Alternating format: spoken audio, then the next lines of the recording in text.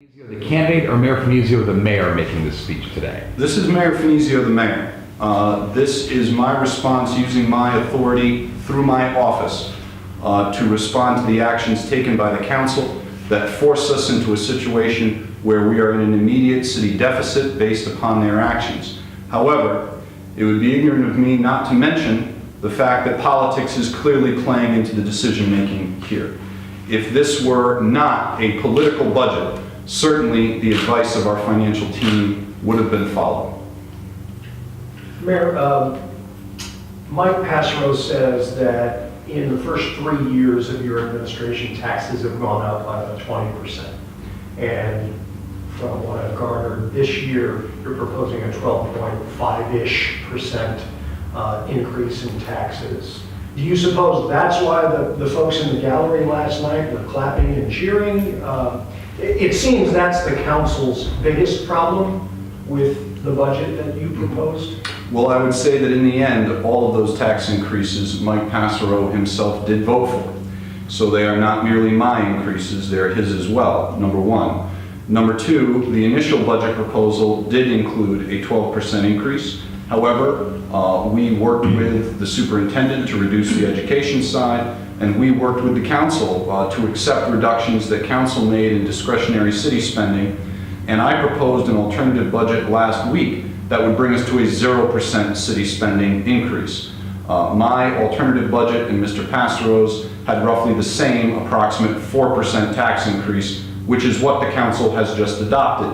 So they did not adopt a budget with no tax increase. They adopted a budget with a tax increase, but they also adopted a budget that underfunds legal mandates and necessitates a dip into our fund balance, something that we cannot do and maintain our bond rating. Why would they have vetoed your budget again why would they overridden your veto again? I'm kind of confused. If you essentially last week came to the same numbers with regard to general government spending. This is a political deal. There was a political deal made to vote for a budget. That deal included a commitment to vote to override a veto. That arrangement was made between the councilors in a back room that I was not in. The councilors did not engage with the administration when they made that decision. And when new information came to light after their action, they apparently decided to stay the political course rather than accept the warnings issued by our financial team. And that's up to them. And they are independent elected officials. They are up for election this year as well. And I'm sure that that will be an issue for them in their own re-election campaigns. But for my own sake and my own self, I'm the mayor of New London. It's my responsibility every day I'm here until the last day I'm here to make sure that this city operates on a balanced budget, gets its finances turned around. We've been doing that for the past 3 years. This budget goes in the opposite direction from that, so I'm using the unilateral authorities that are available to me to ensure that we continue to balance our budget and maintain our financial standing. You mentioned the financial team and the financial experts. The council last night, I think, made it clear that they don't trust the city's financial team, the city's financial experts. What's the root of that distrust between the council and the administration? A desire to reach a political result rather than a mathematical one. There is absolutely no reason to distrust our financial team. Jeff Smith, the finance director, is one of the most experienced finance directors in the state.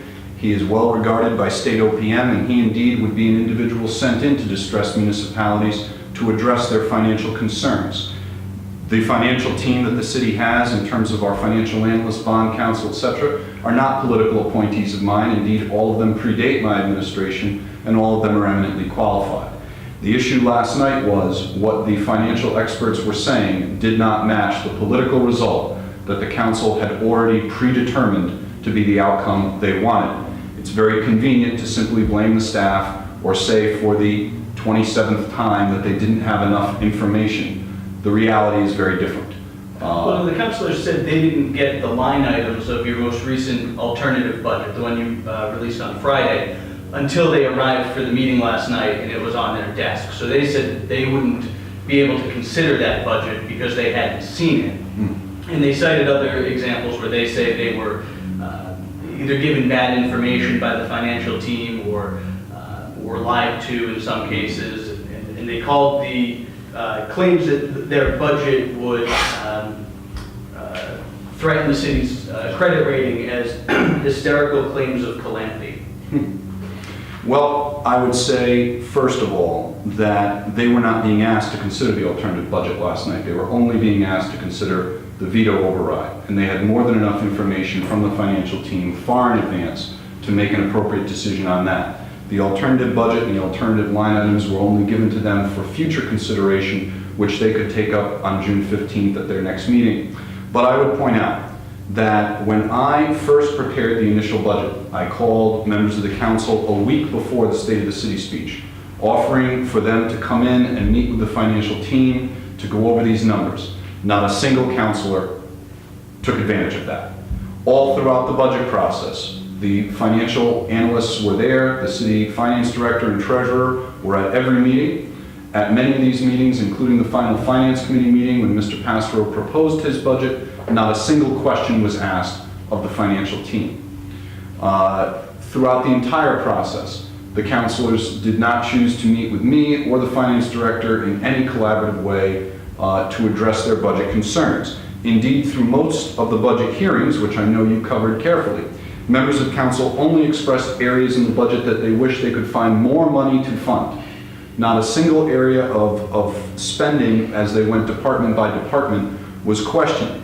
So I do not take seriously those claims. I think those are merely political statements to escape the culpability of having passed a dishonest budget that underfunds legal mandates clearly and necessitates by their own statements, including statements made by the council president, that they would merely dip into fund balance to make up the difference, and they acknowledged that they were underfunding mandates.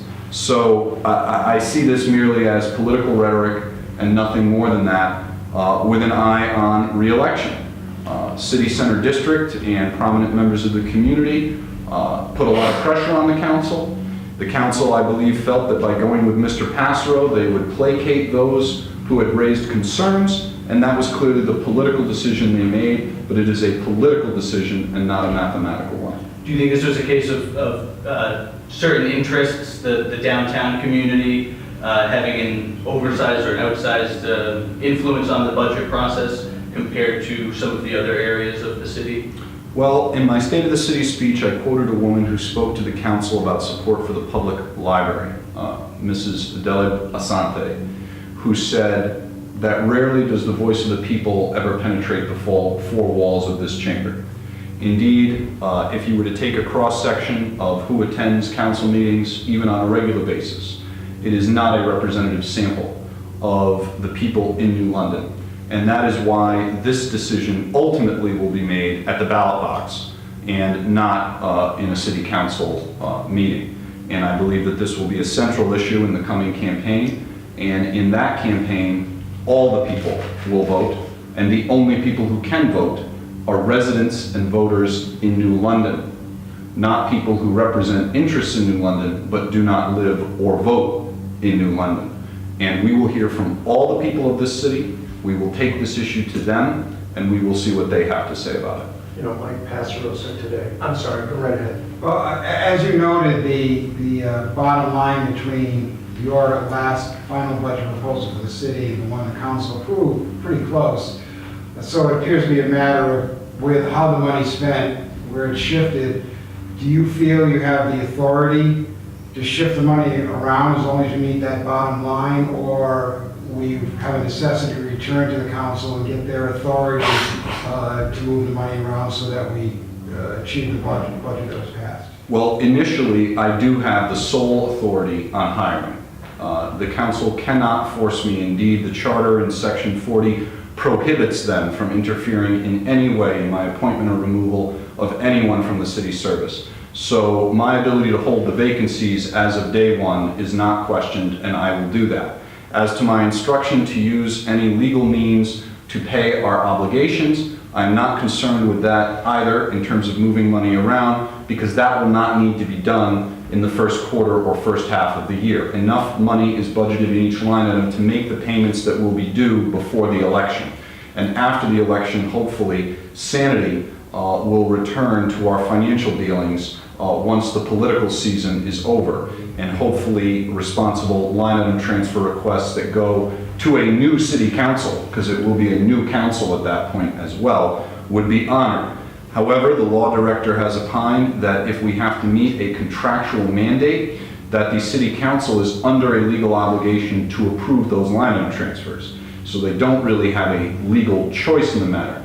However, should they vote not to honor a line item transfer at that point and we have a state contractual mandate, it would be my legal opinion that that state law mandate overrides our local procedures, and I would at that point order the finance director to pay the bill, specifically using unassigned revenues that are coming from the state of Connecticut, thanks to the budget adopted last week by the state legislature, which identified $375,000 and more new revenue to the city of New London. But as I say, I hope that it never comes to that, because we will not reach that point until we are well beyond the election. And I think at that point we will be in a different political environment to make those decisions. Just a quick question, just clarification. As I mentioned, Mike Pastro, he said today that your administration, they had opportunities as they were reviewing the budget and voting on the budget 3 times.